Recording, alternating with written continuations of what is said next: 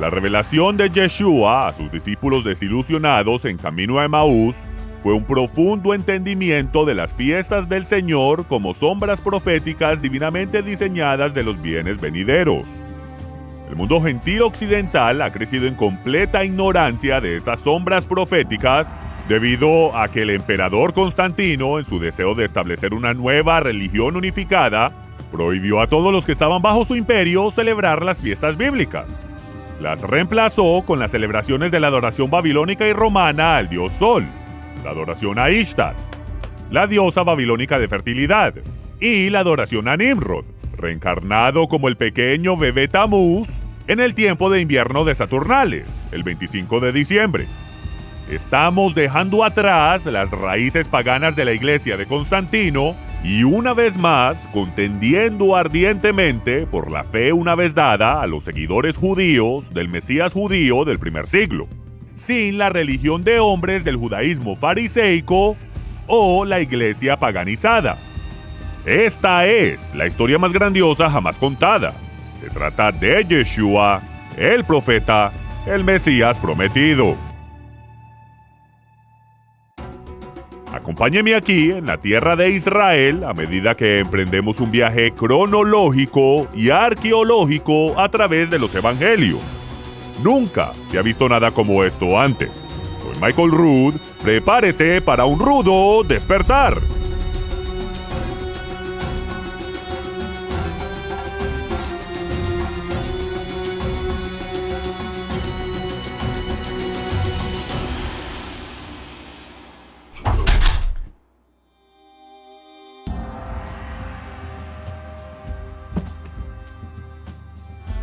Las últimas instrucciones de Jesús a sus discípulos fueron: id a todas las naciones del mundo, comenzando en Jerusalén, y haced discípulos. Enséñenles a guardar todo lo que les he mandado. Enséñenles todo lo que les he enseñado. Cuando tenía 17 años, después de sumergirme toda una vida en una cultura de iglesia creyente en la Biblia en Estados Unidos, de repente me di cuenta que no entendía lo que Jesús enseñó. Conocía historias acerca de Jesús y de todos los demás personajes en la Biblia. Sin embargo, no podía articular de una manera inteligente el mensaje que él y sus discípulos estaban predicando a las multitudes a través de Galilea. Yo simplemente no entendía lo que Jesús le dijo a sus discípulos que enseñaran a sus discípulos. Yo era, sin embargo, un buen discípulo de mi denominación. Era tan rápido como un rayo cuando se trataba de encontrar un versículo bíblico en una práctica de desenfundar la espada. Era el más rápido en tocar el tablero electrónico cuando me levantaba a responder un enigma bíblico en competencias de preguntas y respuestas. Me sabía cada estrofa del himno tal como soy. Pero cuando Juan el Bautista clamó: arrepentíos porque el reino de los cielos se ha acercado, yo no sabía de qué se tenía que arrepentir la gente. En la cultura de mi iglesia sabía que quería decir arrepentirse. Dejar de fumar, dejar de beber, dejar de jugar cartas, dejar de bailar, dejar de ir a cine, dejar de usar pantalones ajustados, cortarse el pelo y no tomarse de las manos antes de casarse. Pero en la cultura judía del primer siglo no tenía ni la menor idea. ¿Qué querían decir las palabras de Juan para ellos, para aquellos a quienes fue enviado? ¿Qué significaba arrepentimiento para ellos? Aunque la mayoría de los registros del Evangelio han llegado a nosotros a través del griego, los Evangelios no describen una cultura griega. Era una cultura judía que estaba arraigada a la interpretación cultural de la Torá. Torá quiere decir instrucción. Específicamente, las instrucciones que Dios le entregó a la nación de Israel a través de Moisés en el monte Sinaí. Esas instrucciones están contenidas en un pergamino, los 5 libros de Moisés: Bereshit, Shemot, Vayikra, Bamidbar y Devarim. Génesis, Éxodo, Levítico, Números y Deuteronomio. La historia de Israel es un viaje en montaña rusa de la única nación en la tierra que va desde el cumplimiento cuidadoso de los mandamientos en la Torá a la inmersión total en las abominaciones de las religiones paganas. Los testimonios de estos siglos de vacilaciones se registran en los escritos históricos que siguen la Torá en las versiones traducidas de la Biblia.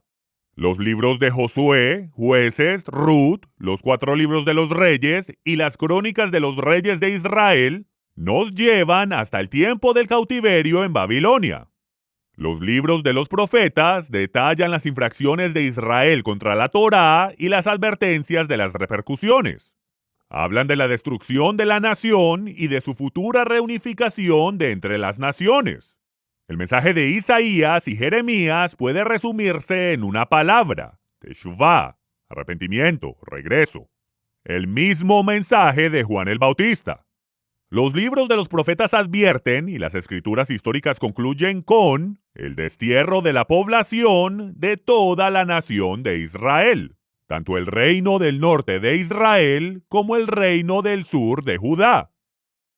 Debido al rechazo de la Torá, en su descarada y desenfrenada decadencia hacia la adoración pagana, las 10 tribus del norte de Israel fueron removidas de la tierra prometida y dispersas por todo el imperio asirio. Algunos de los fieles lograron llegar a Judea, pero al resto se les conoce hoy en día en el judaísmo como las 10 tribus perdidas.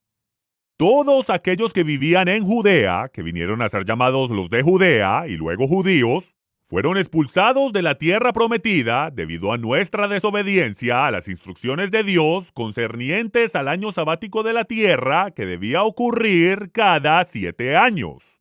Moisés profetizó que seríamos removidos de la tierra a la fuerza y que la tierra tendría su descanso si no permitíamos que descansara mientras habitábamos en ella. Durante los 490 años que precedieron al cautiverio en Babilonia, desobedecimos a Dios y rehusamos el dejar que la tierra descansara. Le debíamos 70 años y los pasamos en Babilonia. El libro de Daniel narra los años que pasamos en Babilonia e incluye la revelación divina de cuándo vendría el Mesías de Israel. 69 sietes o 483 años después del decreto de restaurar y reconstruir Jerusalén. Los libros de Esdras y Nehemías hablan de nuestra repatriación a la tierra prometida y Esdras registra la fecha exacta cuando salimos de Babilonia bajo el mandato de Artajerjes. El primer día del primer mes en el 7º año del reinado de Artajerjes, 457 AEC. 483 años antes de que Juan el Bautista anunciara a Jesús como el Cordero de Dios que quita el pecado del mundo. El primer día del primer mes, año 27 de la era común. El libro de Esdras registra lo que le sucedió a los judíos que se quedaron en Babilonia. Una sombra profética de aquellos que no regresan cuando la puerta está abierta. Los libros catalogados con frecuencia como los profetas menores no son menores en lo absoluto. Además de hacer un llamado a regresar a la Torá, nos dan información específica de dónde nacería el Mesías, el cual iba a ser herido por el ejército de ocupación y que iba a renunciar a su autoridad para reinar sobre Israel hasta un tiempo futuro, cuando Israel sea traído de regreso de su exilio de 2000 años. La Torá, los 5 libros de Moisés, los Neviim, los profetas y los Ketuvim, los escritos, los registros históricos, son referidos colectivamente por el acrónimo hebreo Tanaj. Jesús habló de las cosas escritas sobre él en la Torá, los profetas y los escritos. El Tanaj.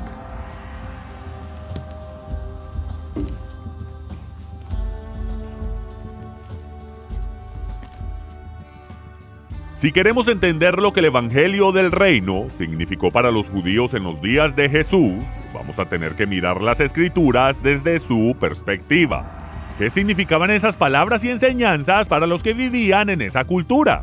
Para aquellos que crecieron con las instrucciones del Todopoderoso y con los diversos sistemas religiosos que dominaron a Israel durante el primer siglo.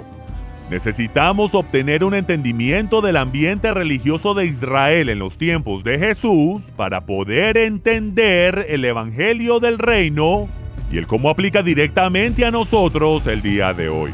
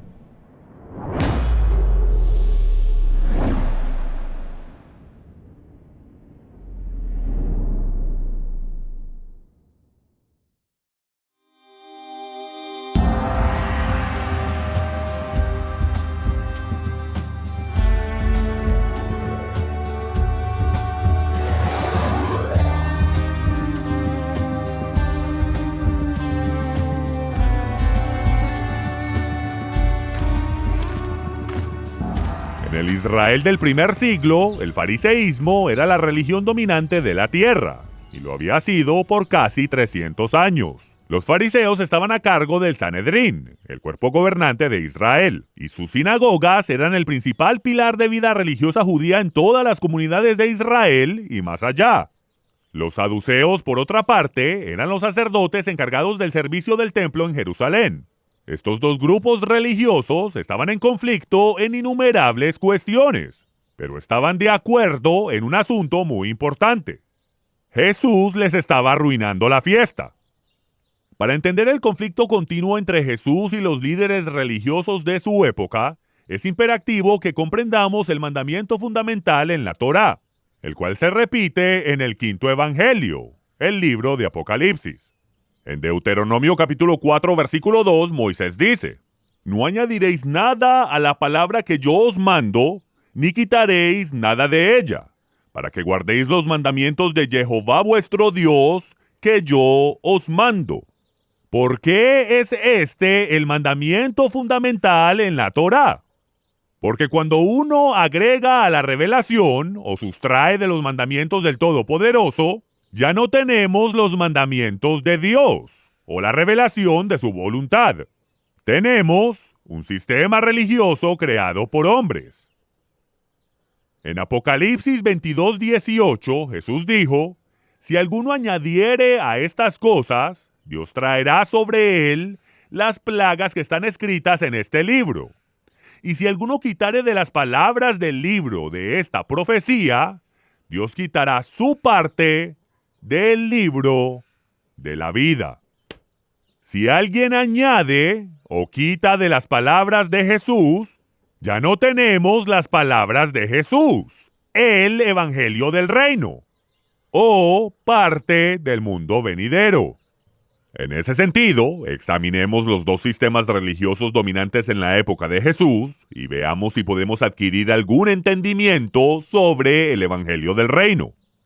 La palabra fariseo proviene del término hebreo parush, que significa separado. En su deseo de vivir una vida santa, los fariseos desarrollaron reglas que los separaban de las demás sectas religiosas y de la gente común en la tierra de Israel. Ellos no comían ningún alimento a menos que estuviese en estado de pureza ritual. Para poner en práctica este sistema de santidad inventado, crearon cientos de reglas relacionadas con las oraciones que debían decirse sobre determinados alimentos, qué platos debían ser usados para determinados alimentos, cómo se debían lavar y santificar ciertos tipos de recipientes, y si ciertos tipos de hornos y utensilios podían contraer impureza ritual, y si lo hacían, cómo purificarlos. Ellos hacían todo esto para comer carne no santificada, comida común en un estado de pureza ritual. Ni una palabra de estas excentricidades santificadoras se sugiere en la Torá. Los fariseos además promulgaron más de 500 leyes que rigen la celebración del día del Shabbat, incluyendo lo que constituye trabajo prohibido, qué tan lejos se puede caminar en el Shabbat y lo que se debe hacer antes del Shabbat para poder cargar algo en el Shabbat. Jesús no solo quebrantó sus reglas, sino que ordenó a los que sanó en el Shabbat a que quebrantaran sus reglas también. El judaísmo moderno es el fariseísmo antiguo, es una orgullosa tradición antigua. Sus líderes se hacen llamar rabino, que literalmente significa grande, lo cual explica por qué Jesús les prohibió a sus discípulos que usaran dicho título, argumentando que Él es el único grande. En las sinagogas de los tiempos de Jesús había una silla especial llamada la cátedra de Moisés. Desde esa silla de autoridad mosaica, el rabino puede decretar lo que se llama en hebreo takanot. El término takanot se define legalmente en el judaísmo como leyes promulgadas por los rabinos que cambian o niegan la ley de la Torá. De hecho, los rabinos afirman que cuando ellos hacen takanot, aún el Todopoderoso debe obedecer su decisión. Pero incluso su definición expone a las takanot como una violación evidente de la Torá.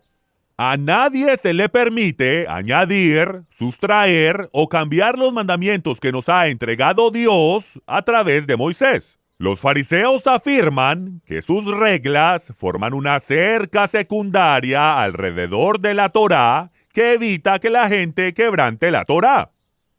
Eso suena noble. De hecho, la Torá se describe como una cerca protectora alrededor del pueblo de Dios. Todos aquellos que están fuera de la cerca están fuera de la protección de Dios y bajo una maldición. Sin embargo, la cerca misma nos dice que nadie está autorizado a agregar o sustraer de los mandamientos. Nadie tiene permiso de agregar otra cerca. La realidad es que los fariseos, igual que todas las religiones, rompen la cerca, hacen una nueva en la que confinan sus ovejas para facilitar la esquilada. En los evangelios, a los saduceos se les llamaba a menudo en plural como los sumos sacerdotes. Ellos estaban a cargo del servicio en el templo. Los saduceos, o en hebreo Sadokim, adoptaron su nombre de los hijos de Sadoc, un linaje justo de sacerdotes que sirvieron en el templo antes del cautiverio babilónico. Pero las filas de los sacerdotes habían sido adulteradas por designados políticos que no eran parte de la familia de Aarón o de la tribu de Leví. Algunos de los saduceos ni siquiera creían en la resurrección, lo cual impulsaba un estilo de vida centrado en prosperidad y perversión de la gracia para comer, beber y ser feliz porque mañana moriremos. Ellos usaban su poder para abusar del pueblo, como lo hicieron los hijos del sumo sacerdote, Elí. Los saduceos, al igual que los fariseos, hicieron sus propias reglas y desatendieron las instrucciones en la Torá cuando lo consideraban ventajoso. Pero no están solos en su adición o sustracción de los mandamientos. Los mandamientos que Yeshua predicó, vivió y ratificó han sido reemplazados por reglas de hombres de 50,000 denominaciones en la cristiandad. Pero afortunadamente, estas reglas no tienen más autoridad que los takanot de los fariseos. Hasta que conozcamos la verdad del Evangelio del Reino, estaremos atados a las reglas y regulaciones de hombres que han inventado sus propios sistemas religiosos. Pero como dijo Jesús, cuando conozcamos la verdad nos hará libres.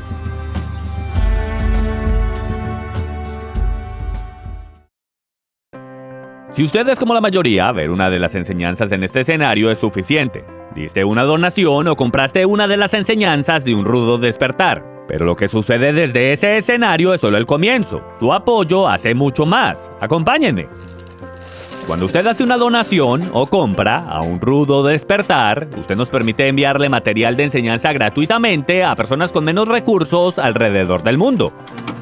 Usted también estará ayudando a proveer todos los materiales necesarios para copiar los DVDs, Blu-rays y apoyar a las personas que organizan todo para enviarlos. Pero antes de que todo eso suceda, su apoyo hace algo más. Este es nuestro departamento de edición y producción. Su apoyo le permite a estos profesionales usar sus talentos para esparcir el evangelio, con videos que nos ayudan a entender las verdades que hemos estado esperando todas nuestras vidas. De hecho, su donación hace aún más. Todos los gráficos que ve en los videos, el famoso calendario de Michael Rood, los boletines informativos y todo correo electrónico que recibe viene del Departamento de Comunicaciones, donde su donación le permite a estos individuos altamente calificados el compartir el evangelio. Y cuando tienes una pregunta bíblica, o el cómo unirte al club de embajadores, o simplemente necesitas a alguien con quien orar, tu apoyo también nos ayuda allí, con personas para responder sus preguntas en Carolina del Norte, Montana, California y hasta Costa Rica. Y eso no es todo. Su apoyo nos permite promover el verdadero mensaje de las Escrituras en todo país de habla hispana alrededor del mundo. Y no solo eso, su apoyo también nos permite compartir la verdad en Europa y Sudáfrica. Entonces, la próxima vez que haga una donación o compra por algo que vio en este escenario, recuerde que también estará apoyando todo lo que sucede detrás de cámaras. Gracias por apoyarnos.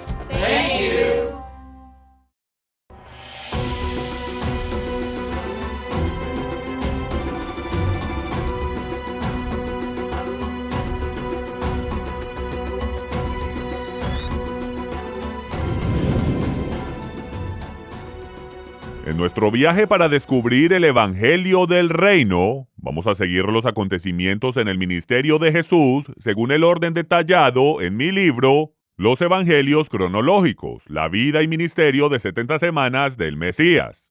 Se basa en la versión corregida de la Biblia King James. Con la voluntad del Padre, pronto lo tendremos en español.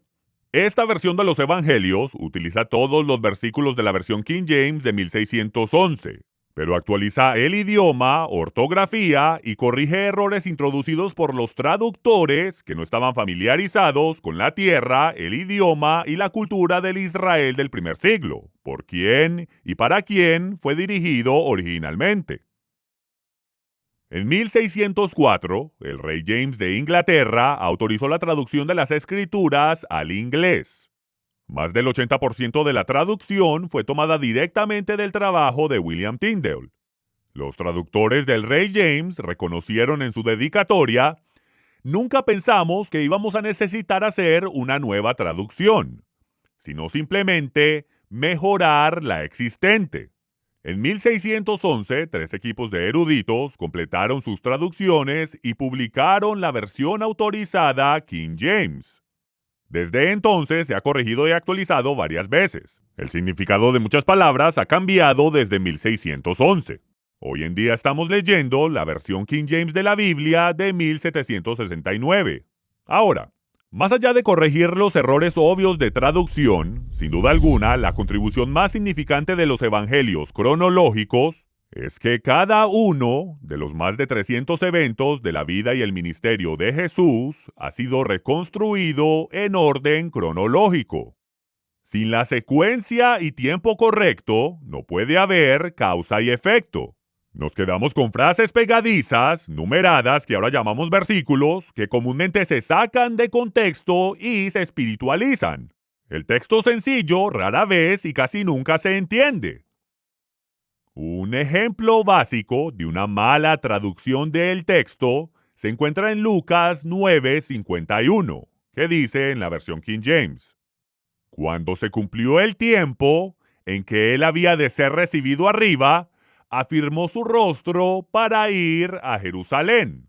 En cuanto a las palabras peculiares ser recibido arriba, la Biblia de Ginebra, que precede a la King James, agrega la nota: Cristo va voluntariamente a la muerte. La Biblia Cristiana Estándar agrega la nota: su ascensión. La versión católica romana dice: el momento de su ascensión.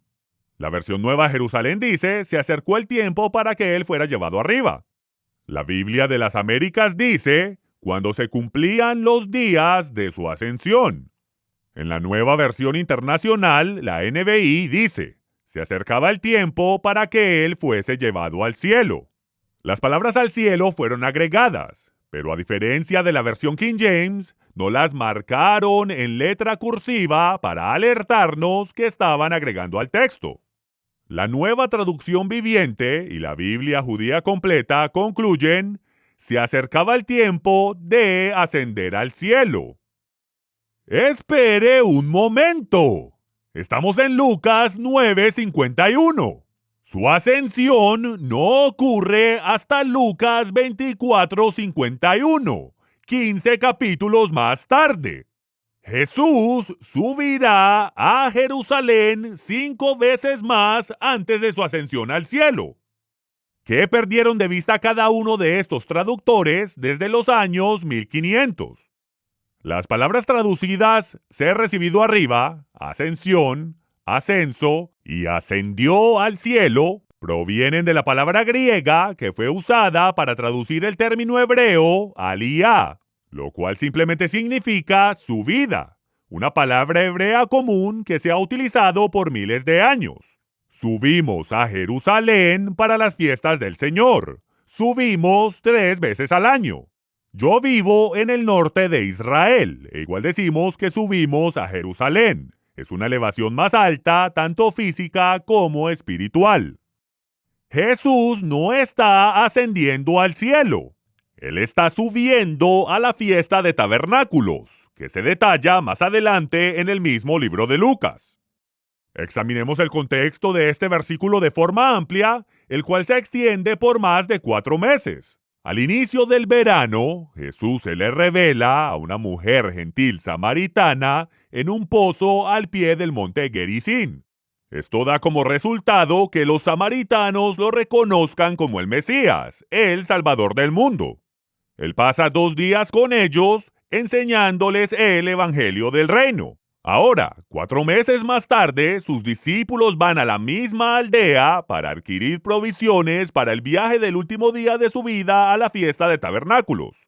Los discípulos regresan tan enfurecidos que querían que cayese fuego del cielo y calcinara a esos samaritanos malagradecidos. Las mismas personas que 4 meses antes reconocieron a Jesús como el Mesías, ahora se rehusaban a venderles provisiones mientras subían a Jerusalén a la fiesta de tabernáculos. ¿Por qué? El 10º mandamiento, en la versión samaritana de la Torá, dice: adorarás en el monte Gerizim. La mujer del pozo le pidió a Jesús que aclarara este texto problemático. Ella reconoció que él era un profeta porque le contó toda la historia de su vida. Ahora ella quería aclaración sobre el tema más crítico que separaba a los judíos de los samaritanos. Ella le dijo: nuestros padres nos mandaron a adorar en este monte, el monte Gerizim. Los judíos dicen que hay que adorar en el monte Moriah, en Jerusalén. ¿Qué dices tú?